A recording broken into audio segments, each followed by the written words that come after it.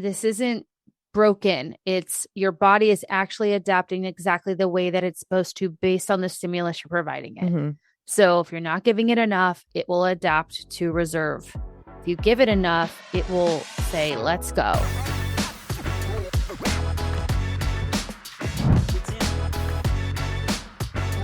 Do you feel like there's so much buzz on the internet today around metabolic damage and metabolic repair, what it is, how to change it, and then you're looking at how to change it and you're like, what do I start with? Well, if you are, welcome to the Mindset Mirror Connection podcast. In today's episode, we're going to talk about what this concept of metabolic damage is, really what we're doing that causes our bodies to kind of fight against us, and ways that we can begin to change this now. So if you're ready, listen up and lean in as we elevate your mind. Hello. Welcome, everyone. For the first 15 minutes or so, we're going to talk about our lives, babies, puppies, reality TV, and headaches. So if you don't want to listen to that, please check out the show notes when we start the conversation. I have the weirdest thing happened to me Saturday. So let me get comfy. Okay. So we always walk the girls Mm-hmm. to get their cookies. So this walk is a 3.5 mile walk. We take it around 6:30 because it's hot here. It even gets warm by the time we're getting on, like coming back home. Uh-huh. It's like chilly in the morning and whatever. So we're at Oso getting the cookies, getting our coffees. And I get this splitting headache when I'm talking. Oh, like to this. actual headache. Yeah. I thought you meant like just headache of like work shit. No. And I'm talking to a woman about her little bow that Liberty's joining us. So her little bow she has on Uh-huh. and the groomer and this like get all consumed with this headache. Like I can't even put sentences together and I'm like squinting and I'm like, what the hell? And then it goes away. So I tell Mark, we walk home and we're going to take them to this doggy street fest thing in Scottsdale because we, didn't have anything else to do. So I'm sitting kind of cooling off and I start like my head starts throbbing again. I start feeling nauseous. I start to get a little dizzy. So I lay down. I ended up sleeping for like 3 hours. And like I don't know if it's. Do you have migraines? I don't. Is it your Chiari? Maybe. That's what I thought about. I had to put on a mask because it was like the lights were bothering me. My dad's like, it's a migraine. It's a migraine. I'm like, I don't know what it is, but it was not fun. That sucks. It's even today. I honestly just think it's allergies and it's causing pressure on my like right here because I can feel it right now, like right in this little area because it was all behind my eye. Did you get Botox lately? No. Okay. So I don't know. It was bad. So that's my headache story. My other headache was my quarterly breakdown of business. I didn't get a text. I texted Olenka. Oh, okay. And I was just like, I don't understand. We have this Resilient Woman Reset. We did the 8-week kind of lead up to it. And we didn't have as many clients sign up for it as I had hoped. And so was just like, come on. What am I doing? Yeah. What did she say? She didn't say what I wanted. She said like, basically, we didn't do it right. And I'm like, well, I'm not going to be perfect in the way I market things. So maybe this is like not for me to do this. But, it was a whole breakdown. Well, I have some opportunities for us anyways. So yeah. there. Well, then what I did was I filled out those cards that I've had sitting on my desk for a year for our providers. And we sent them out to naturopaths, pelvic floor PTs, OBGYNs, and anyone pushing Ozempic. Have you emailed any of them to do a meeting with them? Not yet. That's what I would do. Yeah. So I just need to take the list. But then I've got that networking group. We're talking about doing a like where I talk at the meeting. But they're like, are you available Thursday? I'm like, no, I'm not. It's Wednesdays from like 9 to 10:30, which I'm like, that's perfect because I don't work Wednesdays. And they're like, what about Thursdays? I'm like, well, I can ask Christina. Like, okay. But I'm like, are you switching to Thursdays? And she's like, we're thinking about it. I'm like, well, yeah, all right. Yeah. I have a call today with a group of gals from one of my previous coaching programs that I contracted. Oh, their lunch and learn one? It's actually like a dinner and learn because it's like dinner 5 p.m. And I'm excited. It's a whole group of them That's that are exciting. going to just have an open Q&A. So if you guys ever want, like, you have a book club or networking group or anything like that, where you're like, yeah, we'd love for you to come talk about toxic resilience, or, you know, what it looks like for the working mom to focus on her health and wellness, or anything that relates to what we talk about, we are available to do that. It's, you know, these right now are free of cost, which whatever, you know. Well, I watched Adolescence. I didn't. You haven't watched it yet? I haven't watched it. I feel like talk about it. It was interesting. It kind of ended, and I was like, okay. And then now, like, I'm getting stuff on social media of like the actual way they did it and like the reasoning they did it, because and so now I'm trying to like reflect back and be like, oh, okay, I could see that. So basically, it's about this boy who allegedly murders this gal in his class, and like kind of the unfolding of that for the family and the police and the school and the friends and kind of the aftermath. And it was just it was supposed to, like, cinematically, they like did it all in one shot each episode. To me, I'm like, I don't really care about that, like whether they cut it each time. But it's just like they did a great job of like the emotional aspect of like showing like the like dread and the yearning and the like conflicting views of like your kid doing something like that, you know, of wanting to believe them, but then being like, they did it, and kind of so it's really a take on, and I've seen the guy, I think he's one of the actors, but I think he's a producer or something with it, like talk about his take on it of being like, we just want to show like the impact that these things have in so many different ways. Like, where was the school when the bullying was happening? Where were the parents when the bullying was happening? Where is the social media? The lack of understanding from parents of like what emojis mean. Because even my mom, she's like, is that a thing? And I was like, yeah. She's like, really? I'm like, I don't even know what the emojis mean, you know, because we're outside of that generation. I said, but even think about like BRB or TTYL, like that meant something else to me than it did to you.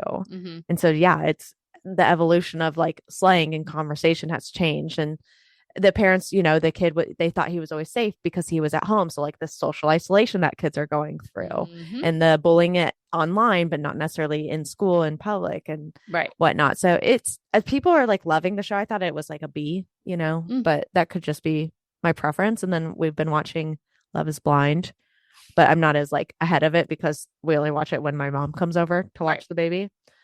It's really like weird in my opinion. Like this season, I'm like, I'm sure, because I remember you telling me on the other season that one wasn't as good as the other ones, and I feel like this one's not as good as the other one. So I'm like watching, I'm like, these people, man, are so not great, like cast members. I did a dating deja vu on it. Oh, you did? A comment. And he was like, I just feel like, it was a male, and he was, I just feel like everyone is like shitting on the guys, including you. He said it really nicely.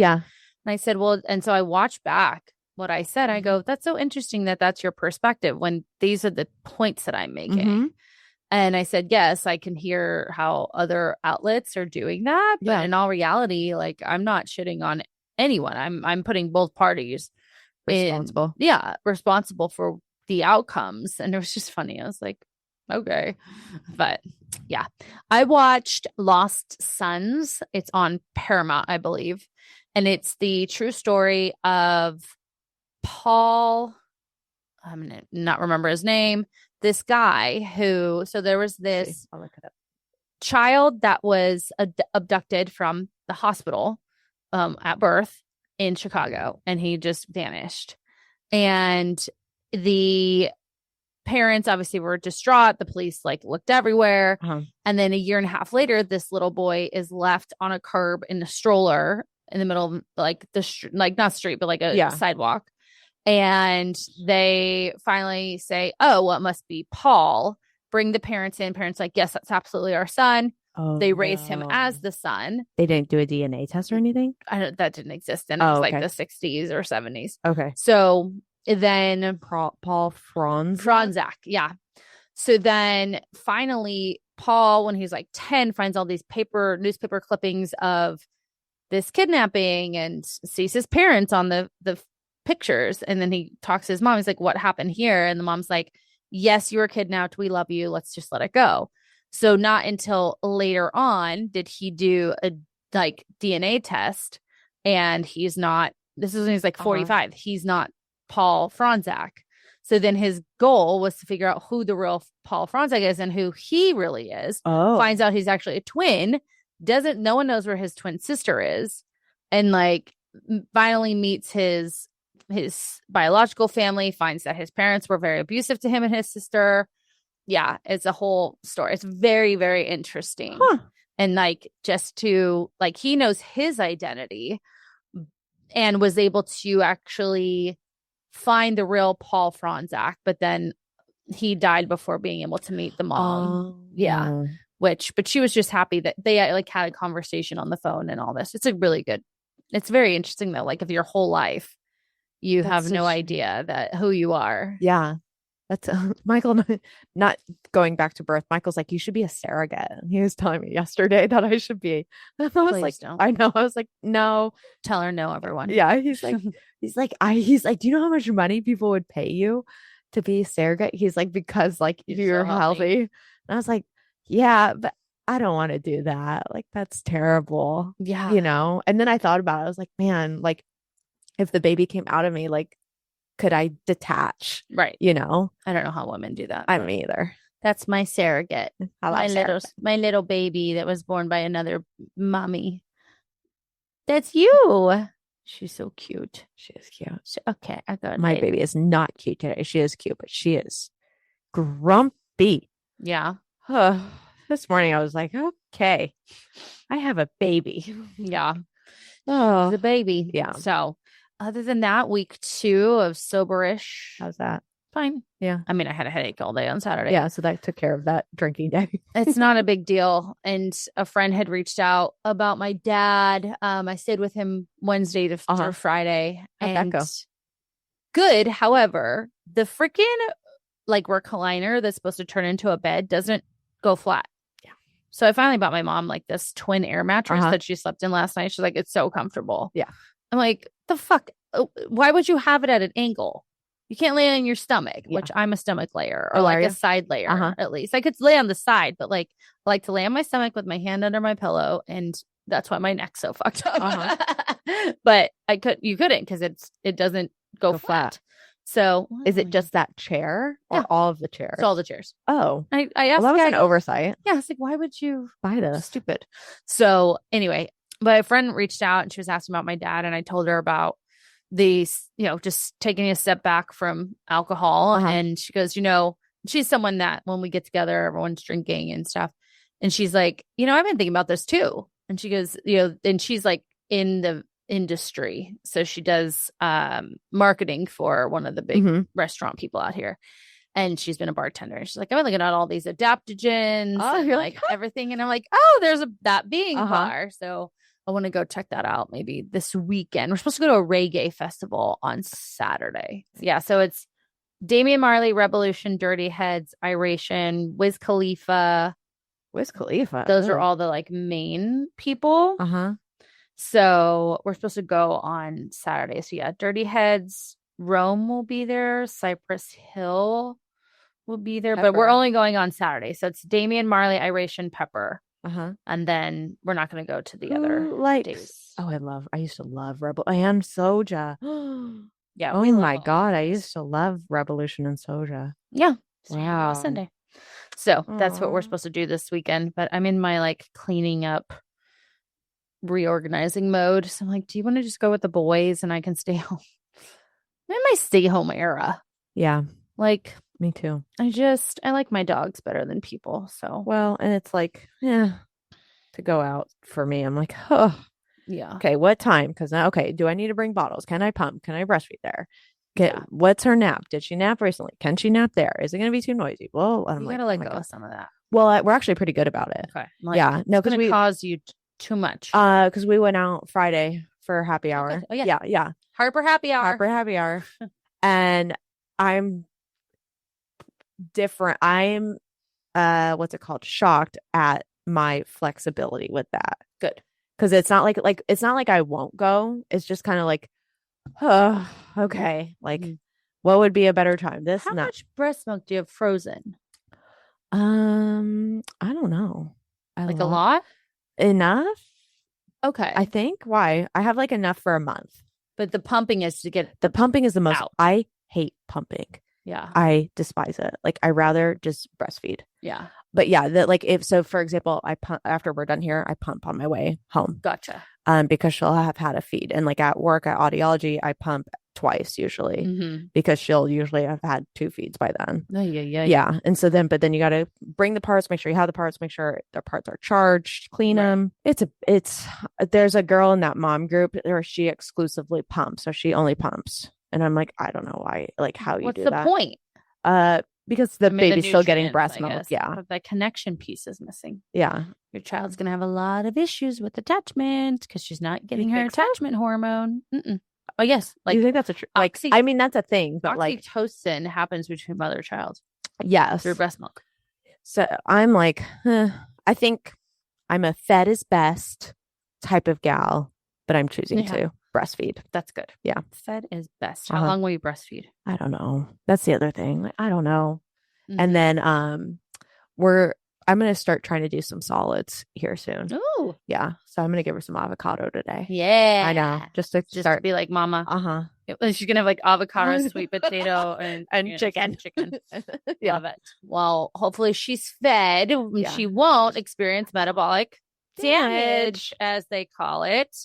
So this is a big, it's been a hot topic for the past couple of years, and we like to just come back to it. I think we've actually had other episodes on this, but it's this idea that you can break your metabolism, which doesn't happen. And we'll talk about actually what's happening is your body doing exactly what it's supposed to do when you don't treat it correctly. So there is a difference between metabolic damage versus metabolic adaptation, which again is what the body is supposed to be doing in those situations. But when we see people come in and they're watching all the social medias and that person says, have you been dieting forever and nothing is working? Your metabolism is broken. And they're like, my metabolism's broken. I've got to fix it. I had a gal tell me she was put on a GLP-1 to help fix her metabolism. I was like, what? That's not. I'm like, who told you that? Yeah. Who did tell her that? Some hormone doctor. Ooh. I was like, that's not how that works, babe. No. Eating less and losing muscle and shutting down that signal that you're hungry even more. Not the thing's gonna work. Rough. So people will think again, metabolism's broken, or they've gained weight overnight. Or my metabolism's slow. I hear that. It's just so slow. I just feel like anything I eat sticks to me. Right. Which is probably true, but your metabolism is adapting. So we're going to talk about that today. So let's get into signs of metabolic adaptation. One of the biggest ones we see is, of course, difficulty losing weight despite eating very little. And obviously when we're eating little, we're going to feel very tired. Yes. Very fatigued. We might even have joint pain because we're not recovering easily. What else? It's called the red S, the relative energy deficiency syndrome. So just kind of always being in that negative and not being able to catch up, sleeping, even though I got 8 hours of sleep, it doesn't feel like I had a restful 8 hours of sleep. My training, it's not, I'm just feeling kind of lethargic. I'm just going in and touching the weights instead of getting the pump that I want to get. You could also lose your menstrual cycle. Yeah. So that's a big deal because that's saying oh, my hormones are now being affected by this fact that I am not eating enough. Right. Well, and that's I would say vice versa that because losing your cycle is an indication that you could not be eating enough. Correct. Because I don't think they're going to go, oh, I'm not eating enough, therefore I lost my cycle. It'll be like, oh, I lost my cycle. Right. Then it should be that's your sign, canary in the coal mine. I am moving forward too quickly here. Things your ability to kind of regulate your temperature in your body. You'll see, mood swings, brain fog, difficulty concentrating, and of course, difficulty sleeping. So it's funny because I think about perimenopause. These are a lot of the same symptoms, right? And also in postpartum, these are a lot of the same symptoms. And with all 3 of these, whether it's metabolic adaptation, peri-postmenopause, or postpartum, we're going to basically do the same thing. It's interesting that we're having this conversation because the client that I'm working with, she is 5 months postpartum, 6 months postpartum. And so she had increased calories during pregnancy. And then as soon as pregnancy was done, she dropped back to her pre-pregnancy calories, which were already very low. And she's like, my metabolism must be broken or something because I dropped and I didn't lose any weight. So essentially she went from, we'll say like 2,500 to 1,300 calories. And so she should have lost a significant amount of weight. Right. And I was like, well, yes, but the body doesn't really work that way. Like it doesn't go, oh, she's giving me less, like therefore I will lose weight. It's more so of like, she just had a major event. A pregnancy is a major event. Postpartum is a major event. I don't have enough calories to recover. Therefore, I'm going to take what I can get and keep that to myself. So that way this body can heal and can perform and go to work and show up for a kid and show up for a husband and perform and work out. And so thinking of like, it's not necessarily just this, my metabolism is broken, therefore I need to cut my calories continually to fix it. Because it's like, when have you, so it's, I ran out of gas. Therefore, I need to not change my oil and maybe start pushing my car so it goes. Right. I would equate, like, that's like the same analogy as in a picture. Absolutely. I agree with that. Because one of the major like contributors to this is, as you're saying, like not eating enough and doing that for so long, right? Going into these incredibly restrictive diets and then not learning the reverse, not eating at maintenance, just I go on a diet and this is my behavior in a diet. And when I'm not in a diet, this is my behavior. Yeah. My behavior is a lack of balance or control. And the body begins to question you saying, I don't know if you're going to put gas in me. Right. So I need to, if a car could conserve gas, like a hybrid or something, I'm going to conserve this. Right. Yeah. And because I'm conserving this car is not going to perform in the way that it should, because I can't give you this energy because I don't know if I'm going to get it back. And this constant yo-yo dieting throughout your life. So if I'm 40 and I went on my first diet at 10, and did that every year, that's more than once a year. Correct. Yeah. That's anywhere from 32 to 55, math. Times that I put my body in this restrictive mode, then binged it. Restrictive mode, then binged it. And that, again, like, think of a toxic relationship with someone. Like, they give you that little bit of something and then they take it away. They give you, what's going to happen to you? You're going to start kind of storing those ideas of like, oh, like he, only gives me things when I'm acting a certain way, whatever it is. And eventually you're going to build resentment. Yeah. Metabolic damage is basically your body's resentment towards you. Yeah. So we're kind of talking about what causes the slowdown. Right. So as you said, the low calorie dieting, the yo-yo dieting. So in the weights, like repeating the cycle of your weight, like I gain weight, I lose weight, I gain weight, I lose weight. Like, weight does change throughout your lifetime. But if I'm gaining 50 pounds, losing 50 pounds, gaining 30 pounds, losing 30 pounds, and then I gain 70, that's a lot of fluctuation to happen within a year or 2 years. Right. So, and then on top of that, even going into the binging with food, but binging and restricting with exercise. Right. So I'm on the diet. So I'm on the exercise train. And then once I'm off the exercise train, I'm off the diet and kind of going through that cycle and not finding these sustainable habits that we talk about. And more likely than not, when people go into that overeating, they may not classify it as binge, but they're going to go into an undereating cycle after it. And that's what is going to cause your slowdown that you're talking about is okay. And I think that car analogy, we just came up with that, but it's perfect of thinking about like a hybrid. So the hybrid doesn't have any gas. So it has no energy to give you muscle, has no energy to give you a sex drive, and it has no energy to give you additional fun or like temperament, we'll say. So now when I'm charging that battery, when I am eating, it's just getting to about 50% of the charged battery. Okay. So that's going to give you enough to get to and from work. And that's it. Right. And that's the same thing that's happening with your body when you're feeding it these low calorie diets over and over, just to and from work. Well, then when I overeat because I'm off diet or I don't have sustainable habits, gas is flowing out of the car. The battery is too charged because I left it on the charger and we're driving all over the place. Right. Only to become drained again and kind of need to replenish. No, absolutely. There's also, and we talked about this before, there's some research that says even when that's happening, like say your hybrid could like create more little storage pockets in its battery to store when you are there we go. energy, Yeah. right? Like you got the tank, the bags of gas in the back. Yes, like the little or the red thing, right? Whatever that is, just in case. Yes, right. Yes. That there's research that shows when you do this yo-yoing, that then we create more places to store fat or store energy, which ends up being fat. Yes. Right. So we have more of these fat cells. So we're not only working against this body that's beginning to resent us, right? We're also working against the fact that because it resents us, it's actually creating a way for it to not resent us, which is putting more fat cells in your body, which you work against. Another thing I was going to say is it's not just the losing the weight and gaining the weight, it's how we lost the weight as well. Okay, cool. Because if we lose weight without a solid lifestyle in place, right? So not eating enough protein, not strength training, right? Fiber, colors. Thank you. Yeah.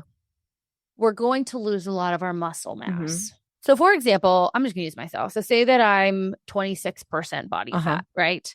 And I lose 20 pounds.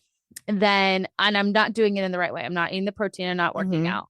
Yes, I've lost 20 pounds, but say 10 pounds of that was muscle, then that's actually going to increase my body fat, right? Which is not a healthy place to be.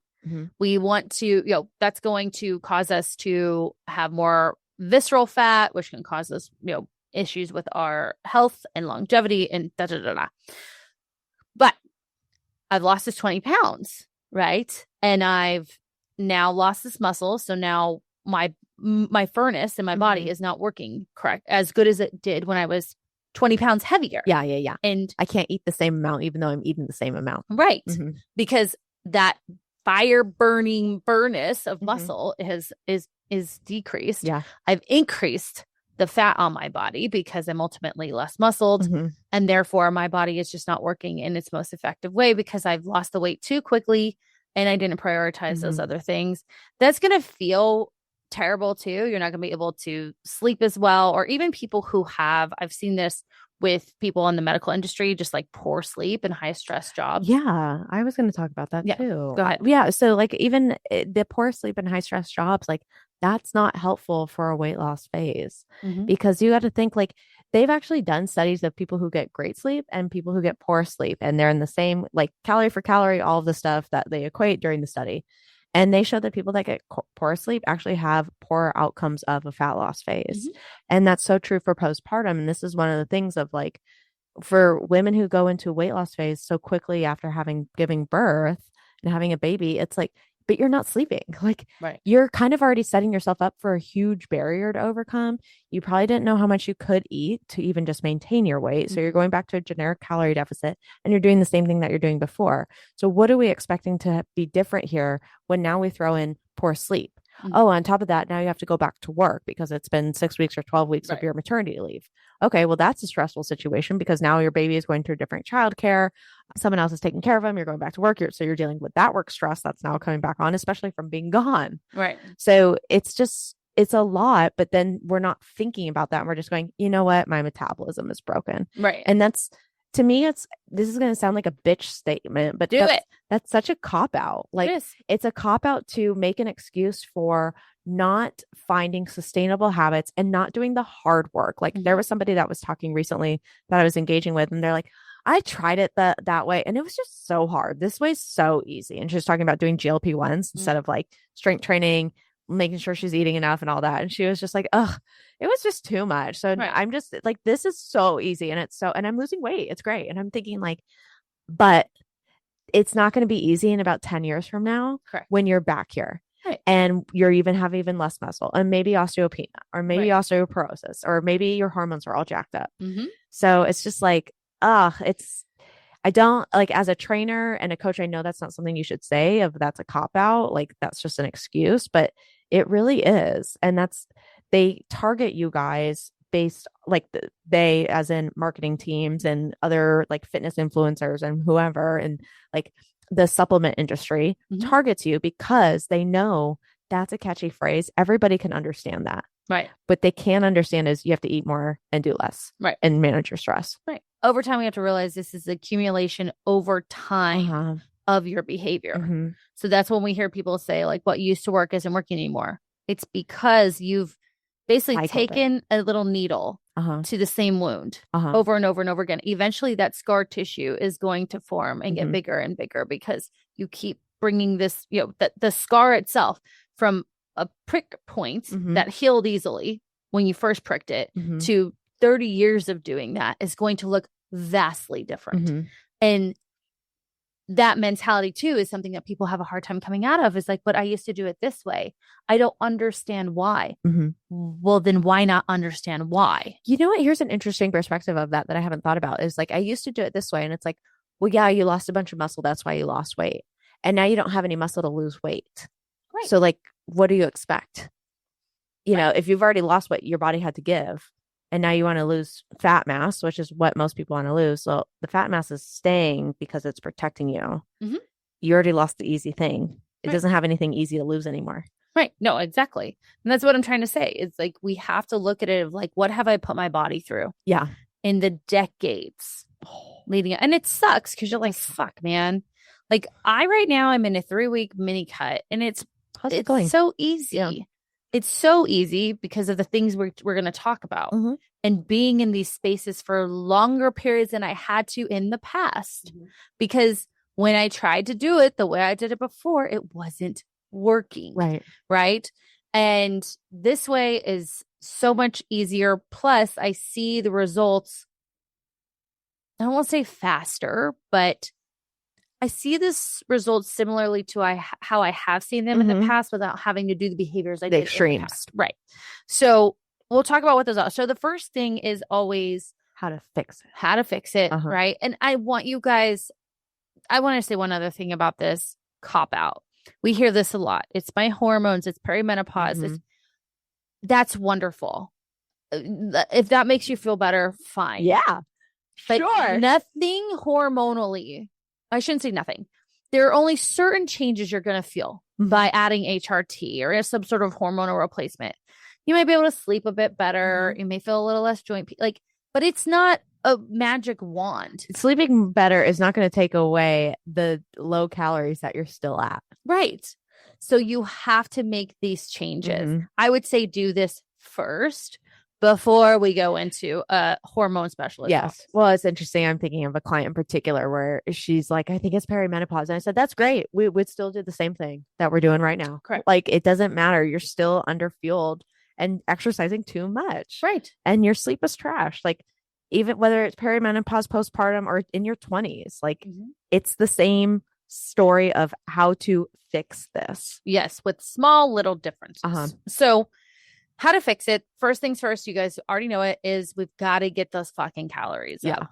And not just, oh, I hit them. Okay. Can I cut now? No. Then we have to maintain there. So reverse diet, for those of you who are new here, is the diet after the diet. So you have, or in this case, the thing you've never done before. So we want to see how high we can get your calories so that we can find somewhat of a baseline for your calorie intake. So what we're going to do is slowly bring up your calories, 100 calories, maybe every week, maybe every 2 weeks, depending on the person. Because I will say that mentally, this can be very challenging for people because they equate eating more with like calories in, calories out. Well, that and when they ate more, they just let go. Yeah. And they did gain weight. But this is in a controlled manner. That's totally not, it's different than what they did before. So slowly increasing and ensuring that, we're not seeing these big spikes or patterns, I should say, in weight gain, which shouldn't happen. We might see them happen up front. And I tell my clients all the time, I'm like, look, as you're eating more, you have more in your belly. You have more water in your system, right? You have more waste to get rid of. The scale might go up a little bit, but I'm not concerned about it. I will let you know if I'm seeing a pattern that's concerning.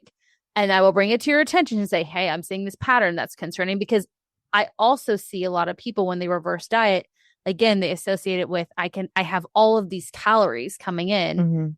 They don't. They have 100. They have a cheese stick every week. That's what I go, that's a package of, that's less. So I did a 50 calories the other day for somebody. And I'm like, that's literally less than a package of blueberries. Right. Like, let's put it in context a little bit, because when they see like 50, it's like, oh, 50. I'm like, blueberries. Maybe 25 blueberries. But then in their mind, so they say that to you, but they know that it's easy for them to hit that because they've done it in the past. Yeah. Glass of wine. Thank you. Exactly. So that reverse diet. So we are going to slowly bring up those calories roughly. And it really depends on where the person starts. If they're 1,200 calories and their maintenance is 2,200, that's going to take us some time.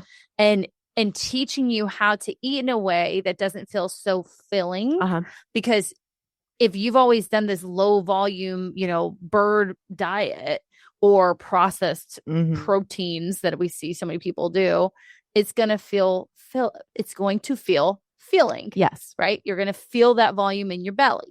So teaching you too how to eat in a way that's getting those calories in, getting the nutrients in, but maybe not as much volume. So next thing that we want to say for when we're increasing. I want to say one other thing. Once you get to a place where maybe you start seeing the weight pattern go up, we can just bring it down 50 calories, right? Because a lot of calculators will tell you like mine, I'll say my maintenance is 2,100 when really it's around 2,400. So if you don't want to get too crazy with it, initially you can use the calculator and just hit that lower number. See where you're at. If you want to get crazy with it, and the reason why you want to do this is eventually when you do go into like a mini cut, you're going to cut from the highest point. Is if you want to get crazy, you can do 50 calories every week just to bring those calories up a little bit more. So then the next time when you do choose to go into a deficit at the right time, when you're mentally, emotionally, physically available to do so, you can cut from 2,400, which is 1,900 calories. I'm actually at 1,800 right now. But I was going to say, as you're increasing calories, just kind of monitor how you feel. Are you getting better sleep? Do you feel like you have more energy? How is your hormone cycle? Is it more consistent? Right. Those are things that are really helpful in order to see like, okay, this is actually working. It's giving you that positive reinforcement and giving you more data to combat that. Like, I'm eating more, I might gain weight. I'm eating more, I might gain weight. And it's like, but you feel better. Right. So if we're so concerned about gaining weight with it, then let's take away the scale like we've talked about and just focus on our feelings, how we feel, how's our strength, how's our energy, how are our emotional regulations. Right. And see that, give that for more of your evidence of like, okay, I'm going to try this because I have nowhere else to go. Right. I can't go any lower than 1,200. No, but they're going to try though. Yeah.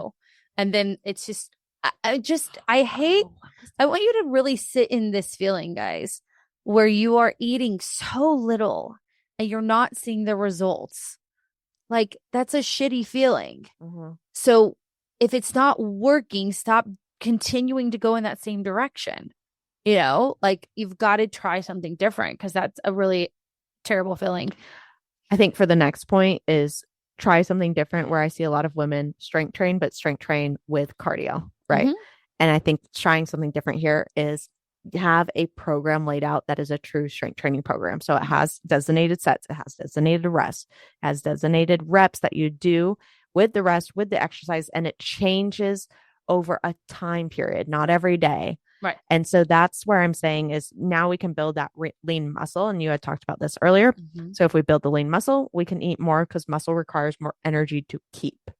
And now we're eating more. Now we're feeling better. Now we're raising that ceiling of where I can eat and not lose or gain weight, and then where I can take away to lose that weight.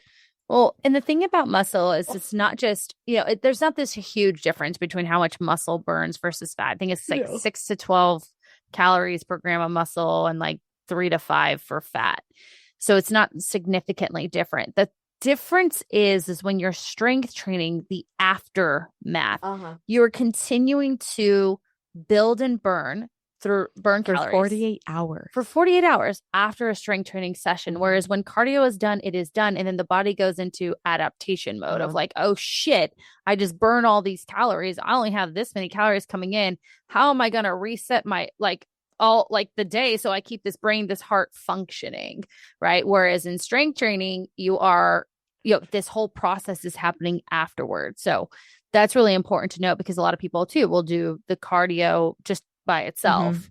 I had a girl come up to me at the gym when I was staying with my dad. I went to Mountainside, and she goes, "You have the best back." I was like, "Ooh, thank you." Cute. I was like, "Thank you." Yeah. And I said, "Just good old strength training." And she goes, I don't remember what I said. I'm like, she goes, "Yeah." Oh, she said, "Yeah, I was, like 300 and something pounds." Wow. And she had lost probably like 115 of that.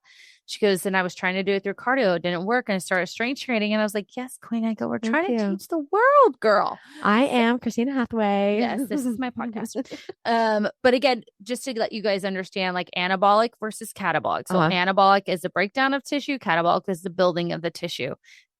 Cardio is going to break it down because, again, it requires a lot of energy to have muscle. Mm-hmm.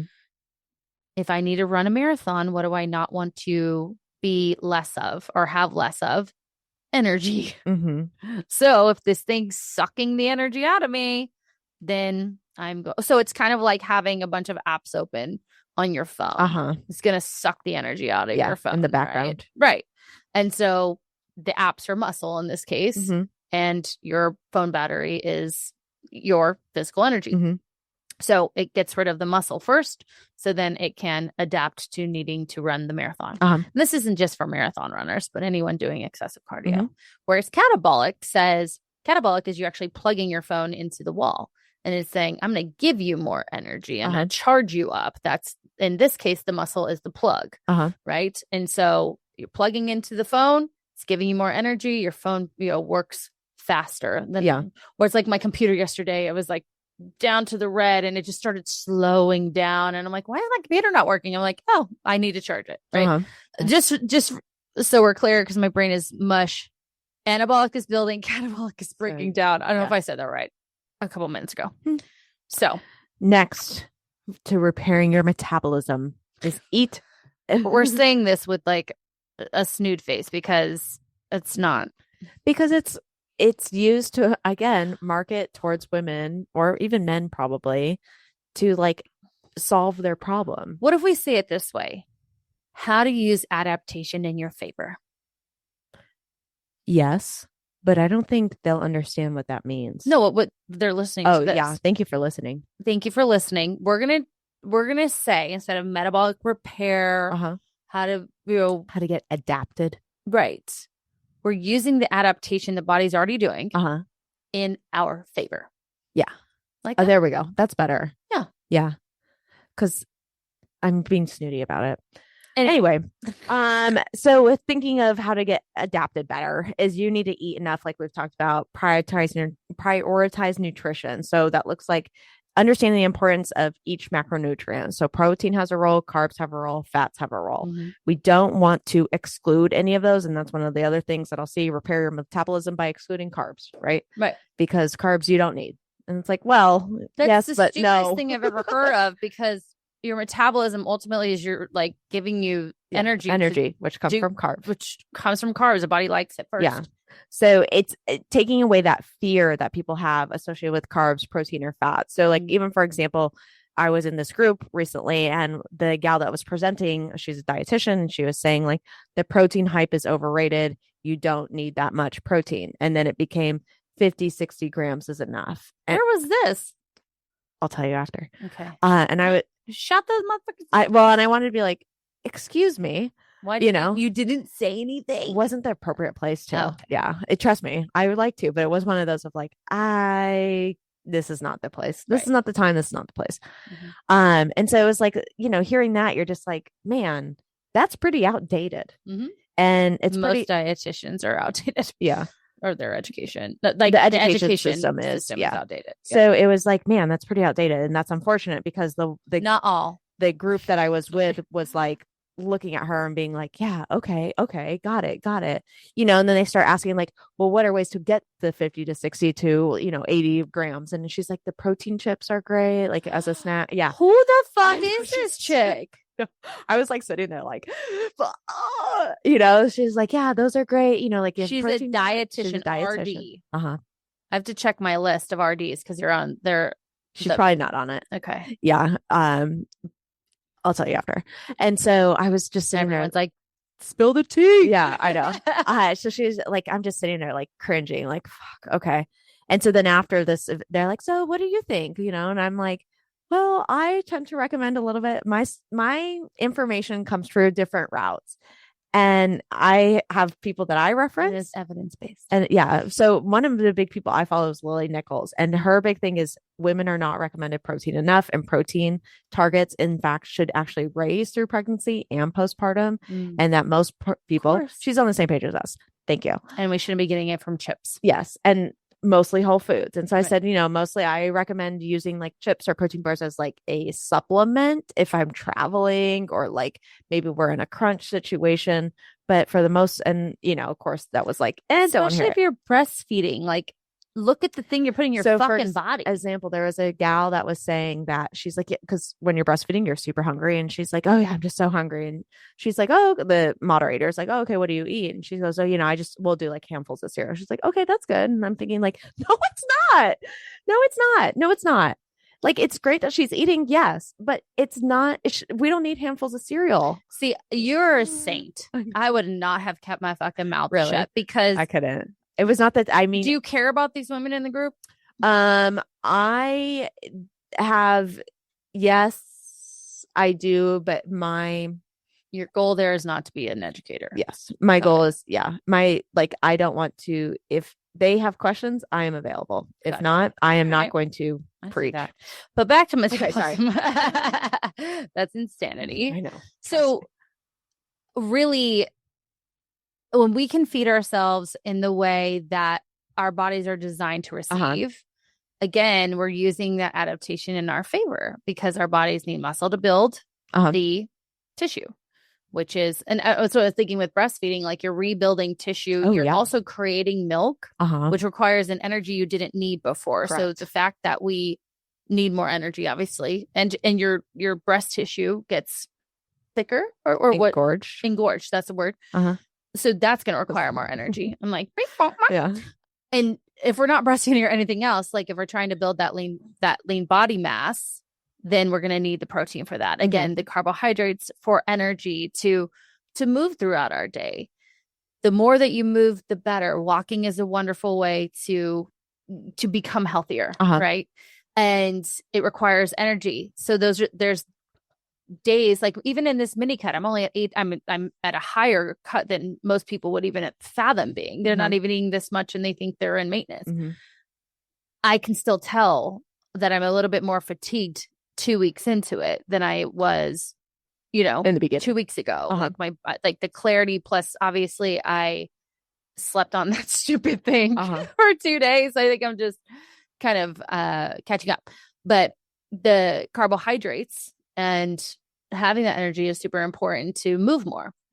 And fat is going to give you more energy to move too. Right, exactly. Instead of trying to find the energy, it'll just have it for you. Right. But here you go. Yeah. And then obviously fats are great for hormonal balance. They're very satiating. They help with inflammation. So we have to be feeding ourselves well and trying to eat as many whole foods as we can. Now, the beauty of what we teach in this, so that you guys listening have a takeaway, is find the foods that you find both pleasurable that also are nourishing for you. Whole foods. So have the majority of your diet be the things that you actually like to eat. Don't look at someone else's food. I tried this. I follow Angela Rummans, and she's like a vegetarian, and she was on Big Brother. But now she's incorporating meat back in, and she's got really cool recipes. So I bought one of her little ebooks, and I tried a couple of the things. I was like, yeah, this is fine, but I like these foods instead. So I would just like use it as a guide. So for you guys listening, when we're looking at nutrients and getting in the macros and the micros, look at the foods that you like that taste good to you and have nutrients. Again, I talk about this all the time. Mine are salmon, berries, watermelon, cucumbers, bell peppers, like things that I would eat just by themselves. So that's a great takeaway for that. Go ahead. I was going to say, going into our next point of things to work on to fix the metabolism is by eating more to adapt your to use adaptation in your favor. To use adaptation in your favor is by eating more. You're going to probably have better sleep. Your stress levels are going to be reduced. Now, again, some of those things are outside of the control. Like if I'm eating enough, but my baby's waking me up, I can't really control that. Right. If I'm eating enough, but sometimes my father is in and out of the hospital, that's stressful as well. Correct. Right. And I can't control that. But when I am able to have stress management tools. It's going to help with the cortisol impact, but it's also going to help kind of bring down that like flight, fight, freeze, and fawn. No, you don't say fawn, you say please. So, and that's going to keep everything, instead of these, like, thinking of cortisol, or like, we want high cortisol in the morning and then eventually it tapers off. But if it's constantly spiking throughout the day, or, you know, the other thing that I see too, instead of how to fix your metabolism, is how to repair your cortisol, how to lower your cortisol. And it's like, well, stress management. Eating enough, getting a consistent sleep schedule, getting up with the sun and going to bed with the sun. Right. Well, not eating enough is a stress on the body. Yeah. Right. So easiest one. So you might still be stressed, as you're saying. Yeah. But if I can control one of those, right, to minimize it. Right. Even when I was sleeping on that fucked up thing, I still got 6.5 hours of sleep. Oh, really? In a hospital setting. Wow. Like, which is not great for me. No. But it's pretty good. Yeah. And because I'm taking care of all the other things. So while that's not a great night's sleep for me, because I have everything else in place, getting the sunshine, like eating the right foods, getting some movement in, my body was still able to rest for 6.5 hours compared to, 7.5, 8 hours.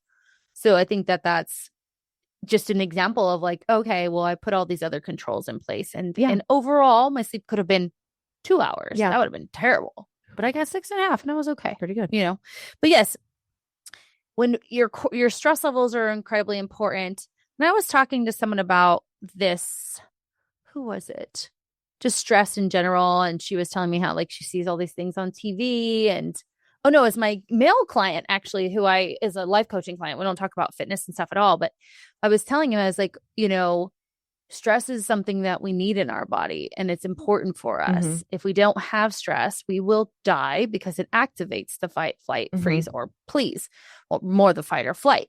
And we need that, right? But the whole idea around stress is that there is that refractory period of it comes back down to that parasympathetic nervous system place. But when we have so much going on in our lives, we're experiencing life in a stressful manner, our body doesn't understand if it's actually happening, or a bear is actually chasing us, or if we're just having a deadline. We have a deadline at work. And so we're constantly shooting off those stress hormones because the brain doesn't understand what's actually going on. So while eating enough, right, is an easy fix to managing our cortisol, having those daily check-ins of just like, where am I at right now? For me, I'm so self-aware. I'll feel the suffocation, right? I'll feel that feeling right here in my chest. And I'm like, oh, we've crossed the point. Yeah. Now, I shouldn't have to get to that place to recognize that I'm stressed. So even just having a practice of meditating or breath work or going outside, that's really important, because then at least our lives are still stressful, but I feel like this is my new example. We're letting the air out of the balloon slowly rather than, again, just letting it go and it flapping everywhere. Yep. Lastly, lifestyle changes for long-term success. So this is where everything kind of comes full circle. Is we can get where you're looking to, but it takes time. It takes patience. It takes small changes over time. It doesn't take these radical changes. And radical changes is I'm eating very healthy and nutritious. Maybe I'm on the vegetarian diet and then I'm not. I am exercising every day and then I'm not. That's a lot of radical stuff happening. Yeah. And so when we're able to incrementally do it, you have repaired, adapted your metabolism appropriately. Your metabolism won't need any repair after this, because it will be working with you rather than against you, perceived against you, really. But it's going to be working more with you in alignment of what your goals are. Right. Exactly. And again, you guys, this isn't broken. It's your body is actually adapting exactly the way that it's supposed to based on the stimulus you're providing it. So if you're not giving it enough, it will adapt to reserve. If you give it enough, it will say, let's go. Like if it gives it too much, it will also adapt to that. But if we find that, Goldilocks place, it will be like you're running on, firing on all cylinders, as I say. So moving away from extremes is so important. You will not catch me trying to lose weight. And I was thinking about this actually the other day. You will not catch me trying to lose weight quickly ever again. I have a trip in July. Is this Tennessee? No, I go there next week. Okay. But I have a trip in July. We're going on an anniversary trip. It's probably going to be like a week long. And I'm thinking, okay, I'd like to sharpen up a little bit. I don't necessarily need to lose weight, just like recomp. So starting in this January, I started maintenance, right? March comes and midway through, I'm like, well, I don't got a lot going on. I'm doing this sober thing. I'll do a mini cut. And a mini cutting is 1,800 calories. I go to Nashville. I'm going to come back to maintenance for probably, remember the exacts, like a month and a half, 2 months. Then I'll do another mini cut right before the trip. So I have planned this. Yeah. And it wasn't like you decided today. Correct. Because I know that when I do the former things that I did, they don't work. And then I'm upset and I'm starving and I get to the trip. I don't have a good time and it's pointless. Right. Whereas this, I'm like, okay, like I'm going to eat this maintenance and strength train and build this body underneath, then have these mini cuts to kind of shed, kind of expose what I've done, do it again to give my body a break, take these mini cuts, kind of expose what I've done. And then we go on the trip and we're happy and it doesn't feel so exhausting. So looking at that over time and realizing like, this is the way I do this now. And it's for clients listening. And it's hard for me because some of my clients I've worked with for a long time and they're coming to me now because they are getting older and some of this stuff is catching up to them. Even things that we did are probably catching up to them because again, I've worked in other programs that promoted more of the like quick, not necessarily quick, but like they leaned more on the liberal side for cutting, where they'd be like, just cut her to the bottom of the range rather than starting maybe at like 250 calorie deficit. And I had someone being like, no, this is what we need to do. They were very result oriented. That's why I left. But I did that to that person. I didn't. Yeah. I contributed. I coached that person to do that. And now they come to me now because obviously we have a great relationship and say, hey, I'm having trouble. And they get frustrated that took longer. And my client, Nikki, said the other day, because we made changes. We focused really on types of food she was eating. She's getting more strength training in because she's got a new job. She goes, it did take a long time to get here because she's been with me since July of last year. She's getting from the 200 range to the 100 range, which is very important to her. And she finally clicked, like, this is just taking more time and that's okay, but I want to do it the right way. And she had sent that the other day and she's feeling really good about it too. But it did take us time to kind of figure out how to use the adaptation in her favor. So I don't know what's going on with that. Long term. The other thing that we can do too is, as we're trying to use the adaptation in our favor, is listen to our body. Yeah. Right. Because if it's the adaptations in our favor, then it's going to give us the right signals. Yeah. Well, and listen to it. And so, for example, with a client right now, what we're doing is reversing. And she messaged me today. She's like, I just feel really full by the end of the day and I still haven't hit my calories. And so I feel like I'm stuffing my face at the end of the night just to meet them. Okay. We need to back off a little bit. Is she spreading her food out there? We need to make it. Yeah, she's pretty locked. We need to make adjustments. And then what I need to do is go back in the logs and see if we can change what we're eating a little bit. So maybe instead of always getting the leaner option, maybe we get the more fat. So instead of a non-fat Greek yogurt, maybe we get the fat Greek yogurt. Go to the farmer's market on Bethany and Central. There's a girl that makes her own Greek yogurt. Oh, really? There. That would be nice. It's whole milk. It's kind of a pain to make your own yogurt. I looked at doing it. I will not. It was very tart. Anyway, so she's, to me, listening to her body. She's saying, I feel full. I will hit these calories because you're telling me to, but I feel full. Right. And I don't I want to reinforce how she's feeling, not checking off a box. Right. And I think, so that's something that we're going to talk about too, of just saying like, hey, that's really great. Let's listen to that. Let's adjust and see where we can make modifications. Absolutely. I think really just continuing to educate yourself is super important, especially as more research comes out on women, our metabolic health, and how a lot of the things that we learn to be smaller, thinner, leaner actually are working against us as we get older. And that, educating yourself, creating a lifestyle that's balanced, not going back into extremes, of course, and just understanding like what has happened over time and how we can now again use these new skills to adapt in a way that promotes our best self in that time, at that age, what does it look like when we are firing on all cylinders? Because we are providing our bodies with what it needs. Now, when I'm 42, my skin, my, energy levels, my hips right now, man, they're killing me. They're killing me. Really? Yes, I don't understand. I think it's because of sitting. I just need to stand more. Yeah. So when I want to lift heavier, but I'm having a little bit of joint pain, I just need to accept that, right? Mm-hmm. And I'm gonna start running some mobility and even add in more fats in my body to help with some of this Mm-hmm. pain. Honestly, I have 25 years of dance hips. Yeah.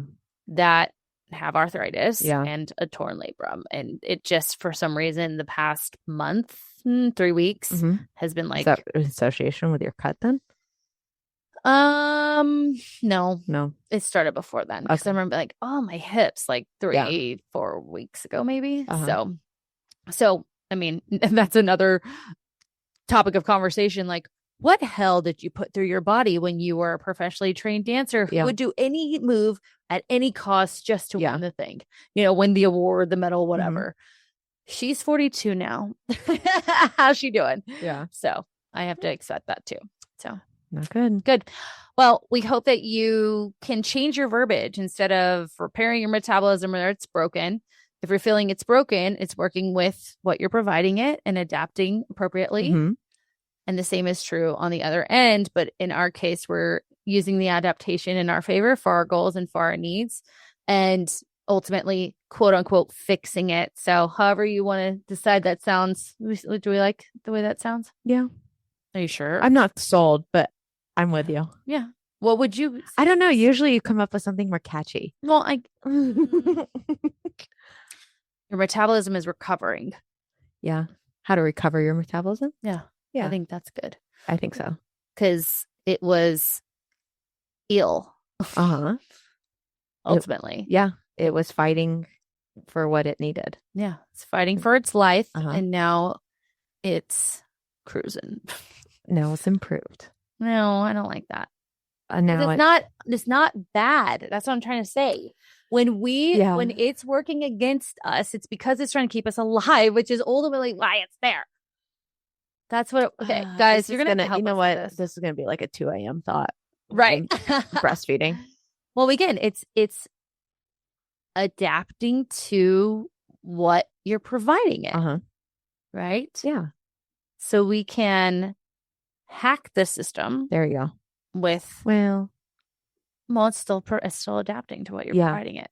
Your metabolism is not broken. No, that's the point. Yeah, it's adapting to what you're providing it. Yes. If you're not providing it enough, it'll adapt in one way. If you provide it enough, it'll adapt another. If you provide it too much, it'll adapt in that way. It'll adapt in another way, and that's its motherfucking job.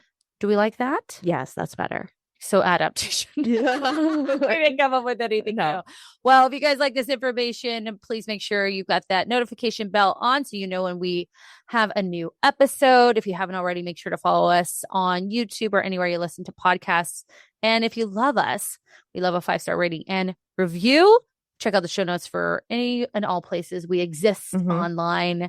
And if you're interested in working with us directly, we have ourselves. So Coach Amanda works with postpartum mommies, which is incredibly important, especially as you heard, there's a lot of shit advice out there that people are hiring to come to these mommy meetups, which bleh.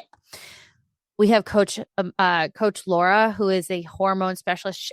So I was overseeing her clients this weekend. Oh, because she was in bike week, wasn't she? Yeah. And like the amount of work she does like with other hormone specialists and like PCPs with our clients is just brilliant. I love it. She's like, she sent this email and made these suggestions and this. I was like, yes. Thank you, Laura. So she is someone. And then I oversee the whole program and ensuring that we're always in whatever area of life you're in, connecting the mind and body. So if you want information on that, check out the Clarity Call link and set up a call, which will be with me right now. Still working on having someone take that over. Other than that, we want to remind you of this one last thing. What you say in the mind, you see in the mirror. Goodbye. Bye-bye.